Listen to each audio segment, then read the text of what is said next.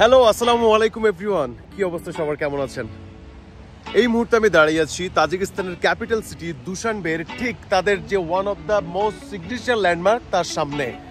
তাজিকিস্তানের যেই টাকা সোমনি, সেই সোমনির উপরে কিন্তু এই জায়গাটারই ছবি। তো তাজিকিস্তানের প্রেসিডেন্ট যিনি, তার বাবার নাম সোমনি ছিল, আর সেই নামের উপরেই তাদের একদম দেশের সবগুলো ল্যান্ডমার্কের নামের আগে পিছিয়ে সোমনি আছে। বাজার সোমনি, দেন এটাও একটা সোমনি। এই ধরনের অনেক সুন্দর সুন্দর ল্যান্ডমার্ক দুশানবেতে আছে। অ্যান্ড আজকে ওয়েদারটা খুবই ক্লাউডি, তারপর আমরা বের হয়েছি সিটিটা একটু এক্সপ্লোর করার জন্য। তো আপনাদেরকে আজকে এই ভিডিওতে দেখাবো কিভাবে 1-2 দিনের ভিতরে আপনারা এই সিটিটা সুন্দরভাবে কভার করতে পারবেন। তো বন্ধুরা, আমরা দুপুরের খাওয়া খেয়ে, মনে হচ্ছে এখন সন্ধ্যাবেলা, না সন্ধ্যা না, দুপুর 1:30 মাত্র, আর এত ক্লাউডি ওয়েদার, আজকে বৃষ্টি হচ্ছে সেই সকাল থেকে, কিন্তু সময় তো নষ্ট করা যাবে না।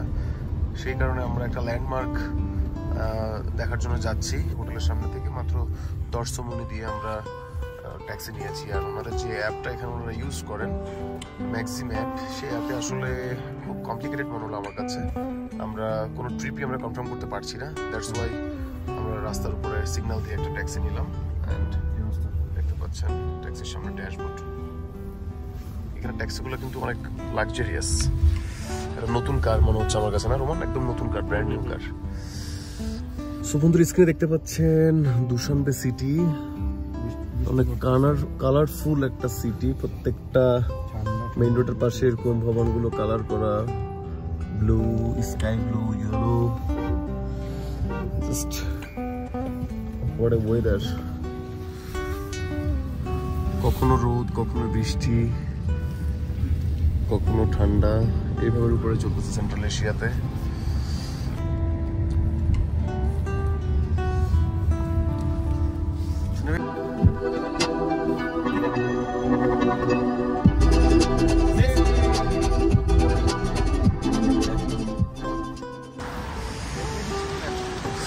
জাস্ট টিউলিপ ফুটে আছে রাস্তার পাশে, দেখুন হোয়াইট কালারের টিউলিপ। অ্যান্ড এখান থেকে আমাদের ভাড়া লাগলো 10 সোমনি, মানে 100 টাকায় চলে এসেছি আমরা one of the most popular landmark দুশানবের। আমরা এখন রাস্তা ক্রস করে ওই পাশে যাবো।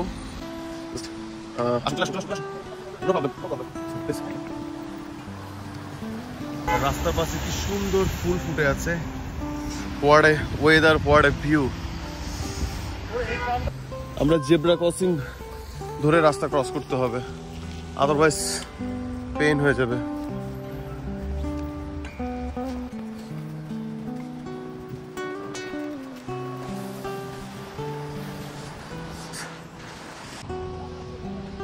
তো ডিয়ার অডিয়েন্স, এটা হচ্ছে স্মলি সোমনি মনুমেন্ট এরিয়া।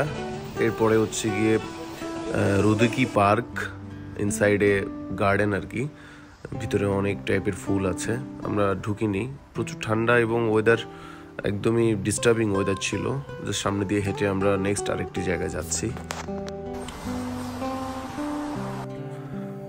তো এটা তো নিশ্চয়ই আপনারা চিনেছেন, ট্রাম বাস, সোভিয়েত আমলের সে ট্র্যাডিশনাল বাস। সেন্ট্রাল এশিয়ার সবগুলো দেশেই মোটামুটি ট্রাম আছে। অ্যান্ড দেখুন, ক্যাবল চেঞ্জ হয়ে গেছে, মানে ক্যাবল থেকে তো পাওয়ার কানেক্টিং যে রড, সেটা সরে যাওয়ার পরে ড্রাইভার নিজে নেমে এটা জাস্ট কানেক্ট করে দিচ্ছে, দেখুন।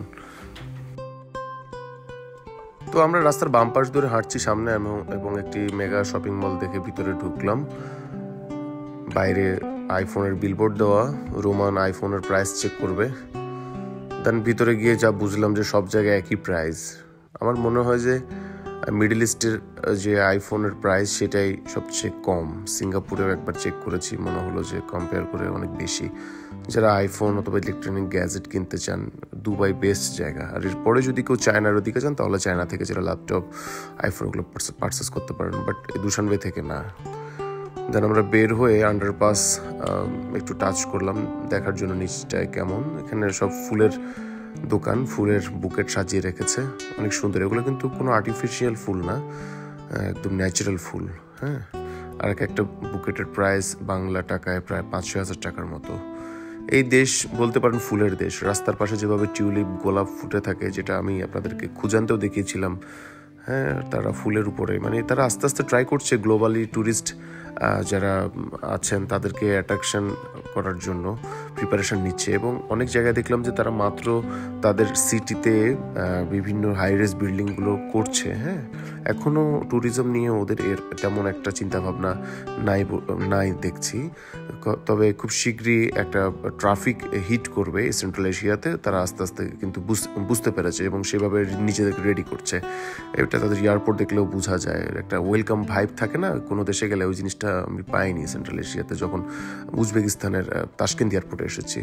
যাক, আস্তে আস্তে হলে তো ভালো। এবং আমরা অন্যান্য দেশেও কিন্তু কখনো সেন্ট্রাল এশিয়ার কাউকে তেমন একটা পাইনি। ধরেন মিডল ইস্টে যদি সৌদি আরব, দুবাইয়ের কথা বলি, সব দেশের লোকজনই ওখানে জব করে অথবা কোনো বিজনেস করছে। কিন্তু সেন্ট্রাল এশিয়ার এই দেশগুলো, তাজিকিস্তান, কিরগিজস্তান, উজবেকিস্তানের লোকজন কিন্তু তেমন একটা কোথাও জব পারপাসে অথবা বিজনেস পারপাসে মুভ করে না। হ্যাঁ, তারা তাদের নিজেদেরকে নিয়েই আছে আর কি।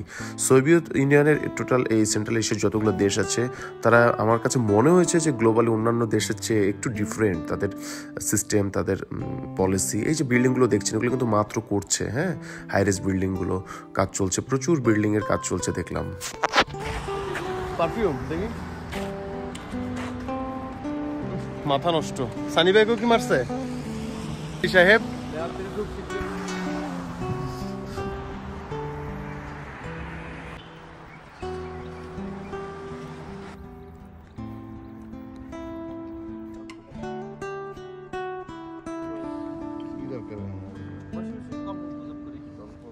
বন্ধুরা, আপনারা এখন যে মনিউমেন্টটা দেখতে পাচ্ছেন, এটার নাম হচ্ছে মনিউমেন্ট ইস্তিকুল, যেটা তাদের স্বাধীনতার আইকন। এই দেশ স্বাধীন হয়েছে সেই হিসেবে আমাদের যেরকম স্মৃতিসৌধ, এটাও তাদের একটি স্মৃতিসৌধের মতোই। দেশের পৃথিবীর নানা প্রান্ত থেকে যত ট্যুরিস্ট আসে সবাই এই জায়গাটা একবারের জন্য হলেও ভিজিট করে। এটার ভিতরে টিকিট কেটে আপনারা উপরে উঠতে পারবেন। উপরে উঠলে উপর থেকে পুরো সিটিটা দেখা যাবে। অনেক সুন্দর একটা আর্কিটেক্ট এই দুশানবে শহরের। এরকম আরও অনেক সুন্দর সুন্দর নান্দনিক আর্কিটেক্ট আছে এই শহরে। যারাই আসবেন, বিশাল বড় এরিয়া, 1-2 ঘন্টা সময় হাতে নিয়ে আসবেন। পার্ক আছে, আমরা এখন পার্কে বসে আছি। সো আপনারা এই মনিউমেন্ট থেকে বের হওয়ার পরে ডান পাশ দিয়ে বের হবেন, যে ডান পাশের গেটটা আছে।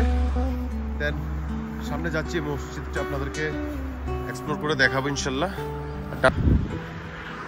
জেব্রা ক্রসিং ছাড়া রাস্তা পার হওয়া ঠিক না, বাটে বাচ্চাগুলোকে দেখে সাহস পেলাম অ্যান্ড রাস্তা ক্রস করছি। ঠিক আছে, অ্যান্ড এটা হচ্ছে গিয়ে দুশানবের park. Hi, hello, how are you? You okay? So বৃষ্টি হচ্ছে, বৃষ্টির ভিতরে যেটা বলছিলাম, আমরা রাস্তা ক্রস করে কাছে এসেছি। মসজিদের রাস্তাটা অন্য দিক দিয়ে।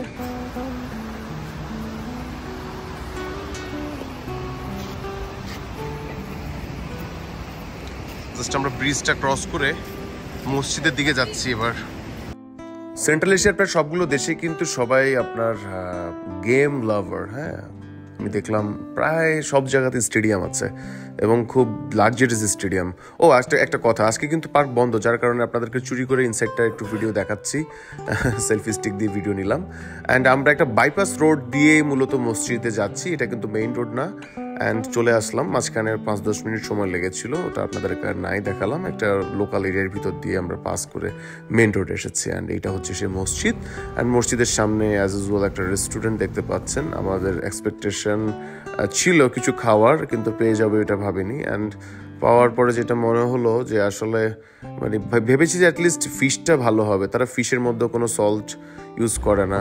সো মসজিদের সামনে আসলে কোনো একটা রেস্টুরেন্ট পাবেন, দেখে জাস্ট ফিশ অর্ডার করলাম। এই ফিশের সাথে শুকনো রুটিটা দিচ্ছে, এই যে এই শক্ত রুটি, এটা কিভাবে খাবে?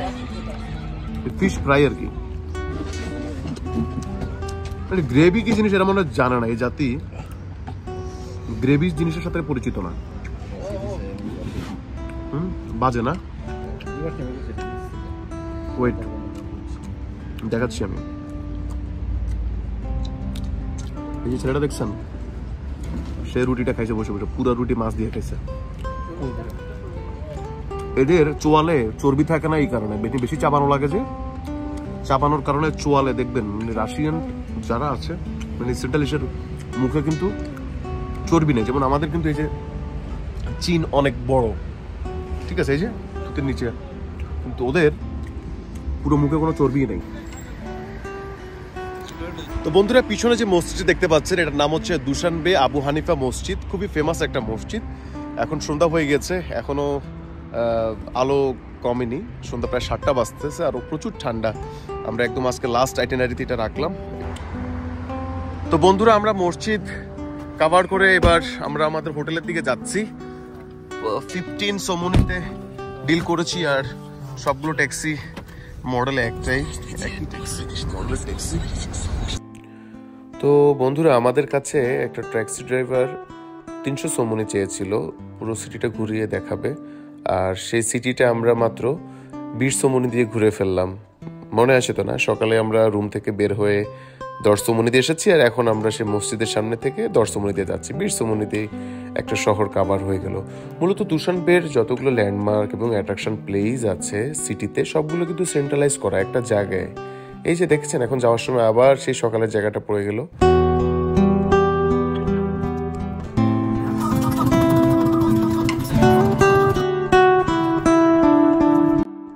দিনের চেয়ে রাতের বিউটিটা আমার কাছে বেশি সুন্দর মনে হয়েছে।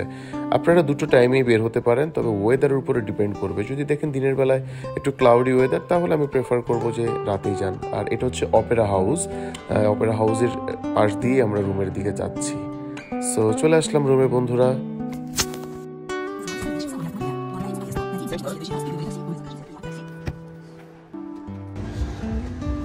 সো কেমন লাগলো আজকের পর্বটি? আমরা ট্রাই করেছি একদিনের ভিতরে দুশানবে সিটি কভার করার জন্য। অ্যান্ড আপনারা যারা আসতেছেন অবশ্যই ভিডিওটি দেখে কমেন্ট করবেন আর কি কি জানতে চান। দেখা হচ্ছে পরবর্তী ভিডিওতে। রুমে যাবো, রেস্ট করব। সেই পর্যন্ত ভালো থাকবেন, সুস্থ থাকবেন। খোদা হাফেজ।